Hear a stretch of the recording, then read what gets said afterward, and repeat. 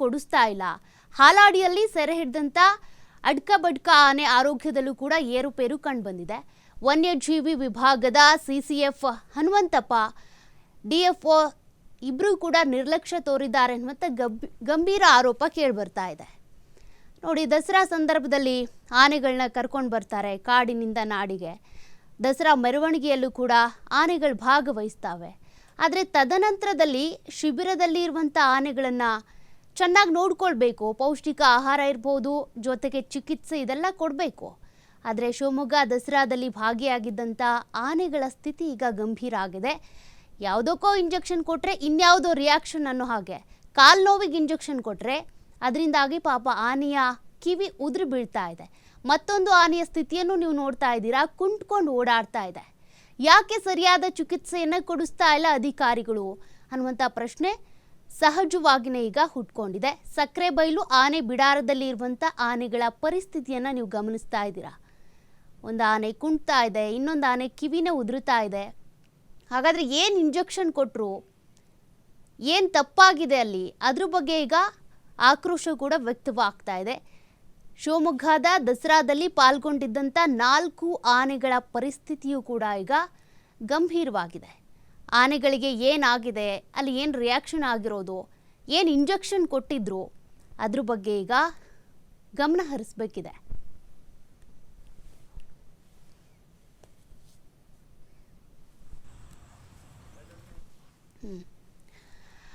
ನಮ್ಮ ಜೊತೆಗೆ ವನ್ಯಜೀವಿ ತಜ್ಞರಾಗಿರುವಂಥ ಜೋಸೆಫ್ ಹೂವರ್ ಇದ್ದಾರೆ. ಸರ್ ನಮಸ್ತೆ. ನಮಸ್ಕಾರ ಸರ್. ಆನೆಗಳನ್ನ ಈ ಒಂದು ದಸರಾ ಸಂದರ್ಭದಲ್ಲಿ ಅಥವಾ ಮೆರವಣಿಗೆ ಸಂದರ್ಭದಲ್ಲಿ ಕರ್ಕೊಂಡು ಬರ್ತಾರೆ, ಧಾಮ್ ಧೂಮ್ ಅಂತೇಳಿ ಎಲ್ಲ ಹಬ್ಬ ಆಚರಣೆ ಮಾಡ್ತಾರೆ. ಆದರೆ ತದನಂತರದಲ್ಲಿ ಯಾಕೆ ಈ ರೀತಿ ನಿರ್ಲಕ್ಷ್ಯ? ಜೊತೆಗೆ ಆನೆಗೆ ಕೊಟ್ಟಿರುವಂಥ ಇಂಜೆಕ್ಷನ್ ಏನಿದೆ ಅದು ರಿಯಾಕ್ಷನ್ ಆಗೋದಕ್ಕೆ ಕಾರಣ ಏನು? ಏನು ಇಂಜೆಕ್ಷನ್ ಕೊಟ್ಟಿದ್ರು? ಸದ್ಯ ಆನೆಗಳ ಪರಿಸ್ಥಿತಿ ಹೇಗಿದೆ ಅಂತ? ಅಲ್ಲ, ನಾವ್ ಹೇಳ್ಬೇಕಂದ್ರೆ ನಾನು ಹೋಗಿದ್ದೆ, ಸಕ್ರೆಬೈಲಿಗೆ ಹೋಗಿದ್ದೆ. ಒಂದು 20 ದಿವಸದಿಂದ ಹೋದಾಗ ಬಾಲನ್ನೋದಿಲ್ಲ, ನಾನ್ ನೋಡಿದ್ದು ಕಣ್ಣಾಗೆ ಅಡ್ಕ ಬಡ್ಕ, ಅದು ಕಾಲ್ ಕುಂಡ್ಕೊಂಡಿತ್ತು, ಕಾಲು ಊದ್ಕೊಂಡಿತ್ತು. ಇನ್ನೊಂದು ಪಕ್ಕದ ಆನೆ ಸ್ವಲ್ಪ ಜೋರ್ ಮಾಡಿದ್ದು ಇದಕ್ಕೆ ಬಿದ್ದು ಗಾಯ ಮಾಡ್ಕೊಂಡು ಅದಕ್ಕೆ ಟ್ರೀಟ್ಮೆಂಟ್ ಕೊಡ್ತಿದ್ರು. ಅದು ನಿಂತ್ಕೊಳಕ್ಕೂ ಆಗ್ತಾ ಇರ್ಲಿಲ್ಲ. ಇನ್ನೊಂದು ಆನೆ ವಿಕ್ರಾಂತ್, ಅದಕ್ಕೆ ಚುಚ್ಚಿ ಬಿಚ್ಚಿ ಮಾಡಿ ಅದು ಕಾಲನ್ನ ಇದ್ ಮಾಡಿ ಅದಕ್ಕೂ ಊರಕ್ ಆಗ್ತಿರ್ಲಿಲ್ಲ ಕಾಲು.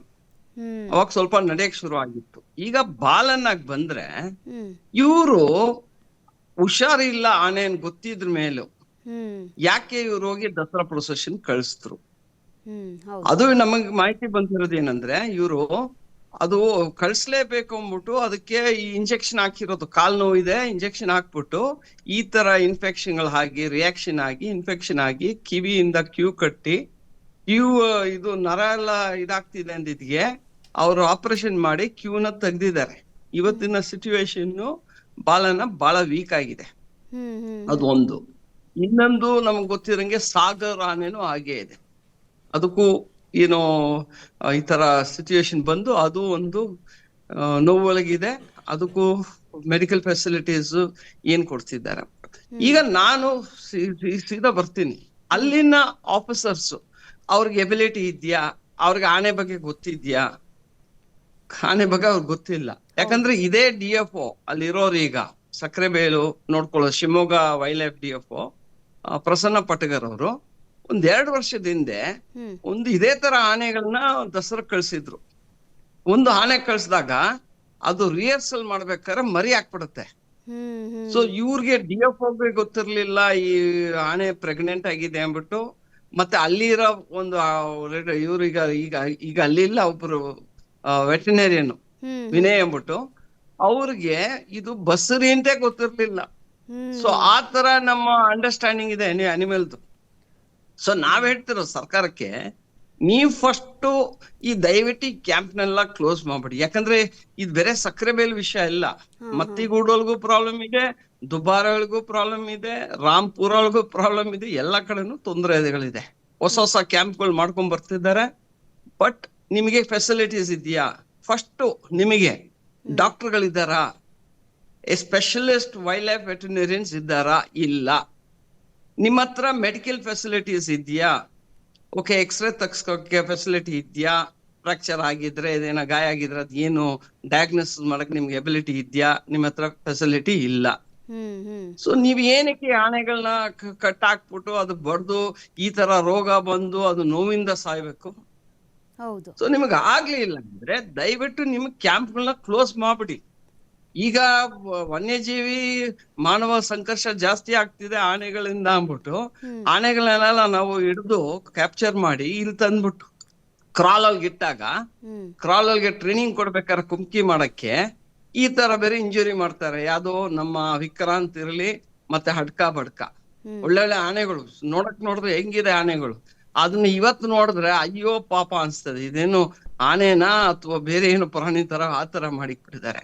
ಸೊ ನಾವ್ ಹೇಳೋದು ಸರ್ಕಾರಕ್ಕೆ, ನಿಮಗೆ ಫಸ್ಟ್ ನೀವು ಅಪಾಯಿಂಟ್ ಮಾಡ್ತಿರಲ್ಲ ಜನಕ್ಕೆ, ಈ ಫಾರೆಸ್ಟ್ ಆಫೀಸರ್ ಈ ಆನೆ ನೋಡ್ಕೊಳಕ್ಕೆ ಇಂಥವ್ರಿಗೆ, ಅವ್ರಿಗೆ ಏನಾದ್ರು ಸ್ವಲ್ಪ ಆದ್ರೂ ಅಂಡರ್ಸ್ಟ್ಯಾಂಡಿಂಗ್ ಇದೆಯಾ ಎಲಿಫೆಂಟ್ ಬಗ್ಗೆ, ಎಲಿಫೆಂಟ್ ಸೈಕಾಲಜಿ ಬಗ್ಗೆ ಗೊತ್ತಾ, ಎಲಿಫೆಂಟ್ ಬಿಹೇವಿಯರ್ ಗೊತ್ತಾ, ಎಲಿಫೆಂಟ್ ಬಯಾಲಜಿ ಗೊತ್ತಾ? ಅವ್ರಿಗೆ ಏನು ಗೊತ್ತಿಲ್ಲ. ಸುಮ್ನೆ ಏನೋ ಕೆಲ್ಸ ಹೋಗ್ಬಿಟ್ರು, ಕೂತ್ಕೊಂಡ್ರು, ಸಂಬಳ ತಗೊಂಡ್ರು ಅಷ್ಟೇ. ಆ ಪ್ರಾಣಿ ಪರದಾಡ್ತಿದೆ, ಅದಕ್ಕೆ ನಾವ್ ಏನ್ ಮಾಡ್ಬೇಕು ಅನ್ನೋದು ನಮ್ಮ ಹತ್ರ ನಾಲೆಜೇ ಇಲ್ಲ. ಸುಮ್ಮನೆ ಒಂದು ಪೊಸಿಷನ್ ಇಲ್ಲೊಬ್ಬನ ಕೂರ್ಸಿದ್ರು, ಪ್ರಾಜೆಕ್ಟ್ ಎಲಿಫೆಂಟ್ ಕರ್ನಾಟಕ ಅಂದ್ಬಿಟ್ಟು, ಅವ್ರಿಗೆ ABCD ಕೊಟ್ಟಿರ್ಲಿಲ್ಲ ಆನೆಗೆ, ಅವ್ರನ್ನ ಪ್ರಾಜೆಕ್ಟ್ ಎಲಿಫೆಂಟ್ ಮಾಡಿದ್ರು. ಇದೇ ತರ ಎಲ್ಲಾ ಕಡೆನೂ ಇದೇ ತರ ನಡೀತಿದೆ. ನಿಮ್ಗೆ ನಾವು ಈ ಸರ್ಕಾರಕ್ಕೆ, ಕಾಂಗ್ರೆಸ್ ಇರ್ಲಿ ಬಿಜೆಪಿ ಇರ್ಲಿ, ನಾವು 2019 ಬರ್ಕೊಂಡ್ಬರ್ತಿದೀವಿ ಸರ್ಕಾರಕ್ಕೆ, ದಯವಿಟ್ಟು ನೀವು ಸ್ಪೆಷಲಿಸ್ಟ್ ವೈಲ್ಡ್ ಲೈಫ್ ವೆಟರ್ನರಿಯನ್ಸ್ ನ ಅಬ್ಸರ್ವ್ ಮಾಡಿ. ನಿಮ್ IFS ಕ್ಯಾಡರ್ ಇದಾರಲ್ಲ, ಅದೇ ತರ ನೀವು ವೆಟರ್ನರಿಯನ್ಸ್ ತಗೊಳ್ಳಿ. ಬೇರೆ ಕಡೆ ಮಾಡ್ತಿದಾರಲ್ಲ, ಮಧ್ಯಪ್ರದೇಶ ಮಾಡಿದ್ದಾರೆ, ನಾವ್ ಯಾಕೆ ಮಾಡಬಾರ್ದು? ಸೊ ಇವರು ನಾವ್ ಹೇಳ್ತಾರಲ್ಲ 6 ವರ್ಷ ಆಗಿದೆ, ಇನ್ನ ಅದೇ ಸ್ಥಿತಿ ಇದೆ. ಆನೆಗೇನ ಆಗಿದ ತಕ್ಷಣ ಸರ್ಕಾರ ಹಿಂಗ ಆಗ್ಬಾರ್ದು ಇಮಿಡಿಯೇಟ್ ಆಗಿ ಬರ್ಬಿಡ್ತಾರೆ. ಇವತ್ತು ಮಿನಿಸ್ಟರ್ ಬರ್ದಿದ್ದಾರೆ, ಈ ತರ ನನಗೆ ಬಂದಿದೆ ಮಾಹಿತಿ, ಇದ್ರ ಬಗ್ಗೆ ಕ್ರಮ ತಗೋಬೇಕು, ಇಮಿಡಿಯೇಟ್ ಆಗಿ ಇವ್ರನ್ನ ತಗೋಬೇಕು, ಯಾರು ವೆಟರ್ನರಿಯನ್ಸ್ ತಗೋಬೇಕು, ಮತ್ತೆ ಒಳ್ಳೊಳ್ಳೆ ಫೆಸಿಲಿಟೀಸ್ ಕೊಡ್ಬೇಕಂತಾರೆ. ಏನ್ರಿ ಆಗತ್ತೆ? ಇದಷ್ಟೇ ಅಲ್ಲಿಗೆ. ಅವರು ಪಾಪ ಮಿನಿಸ್ಟರ್ ಹೇಳ್ಬೋದು, ಆ ಸೀನಿಯರ್ ಆಫೀಸರ್ಸ್ ಏನ್ ಮಾಡ್ತಿದ್ದಾರೆ? ಕೂತ್ಕೊಂಡು ಆಫೀಸ್ ಒಳಗೆ, ಅರಣ್ಯ ಭವನ ಒಳಗೆ ಇವ್ರು ಟೀ ಕಾಫಿ ಬಿಸ್ಕೆಟ್ ಕೂತ್ಕೊಂಡು ಏನು ಮಾಡ್ತಿದಾರೋ?